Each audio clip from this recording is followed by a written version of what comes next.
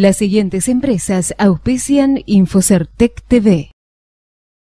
Infocertec TV es auspiciado por Digitel, empresa líder en soluciones de código abierto para la gestión empresarial. That is compatible with existing Red Hat Linux releases. So it's not a fork, it's basically an optimized version.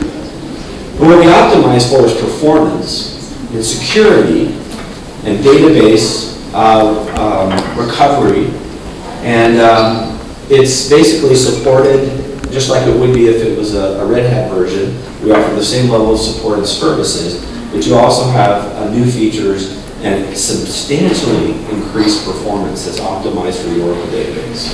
So this was just recently announced. It's part of our ongoing operating system. We have a lot of applications that run on Linux today, so we're not going anywhere from that. In the next slide, talk a little bit about Solaris. You know, these slides are meant to be a preview for 10 breakout sessions in the rest of the day's event. So these are kind of teasers at the top level, and then you go and get a deep dive on all of these different technologies. One of the things that we really wanted to make sure we got across, there was a lot of concern about what Oracle would do with the Sun technology. And you know, will we keep Spark? Will we keep Solaris? Will we keep the people? All that stuff. Larry Ellison, our CEO, got up and said yes, yes, and yes. People didn't believe us, and our competitors took advantage of it and created a lot of FUD, fear, uncertainty, and doubt in the marketplace. And so what we've had to do is get out there and just be really specific that we are keeping this technology, we're investing in it more than Sun was able to, and we're accelerating it and integrating it with the Oracle IP. So today, Solaris is the #1 deployment platform for database already. The long history of Oracle database on Solaris.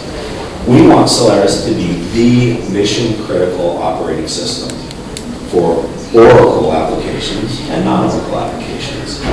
And the things that we bring to the table are really valuable. And it's not something you're going to get out of the open source community anytime soon. Okay?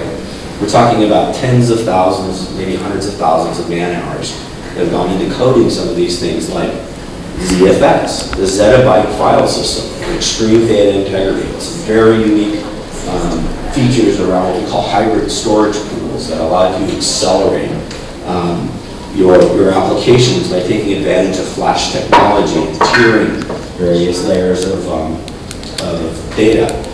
The security that's built in Solaris, the trusted extensions, those were built for the military. Those are rock solid security extensions that are now free within the operating system.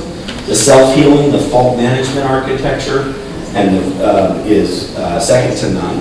We have outstanding fault management built into the operating system for reliability, and we have quite a few virtualization features built in already with things like zones and containers and dynamic domains and hard partitions. We've got a lot. We've been doing virtualization at Sun already for many, many years, and now we're sort of, with the rest of the pack doing hypervisors and some of the other things.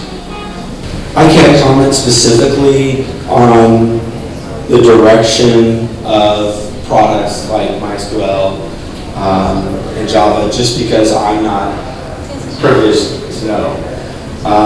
I do know that Oracle has been a contributor to open standards, a huge contributor. Many of the open standard boards that were shown on my slide, Oracle sits on the board and provides guidelines and content to those standards. I think that they've tried to demonstrate good stewardship for Java. I don't know if you were able to attend Java Open World, at the Open World Java World, but I believe that there was a lot of excitement and enthusiasm for what was said there. And I think beyond that, I can't really provide any more details. I can ask the PR department to help follow up maybe with a more in-depth answer, since that's not really my area of expertise.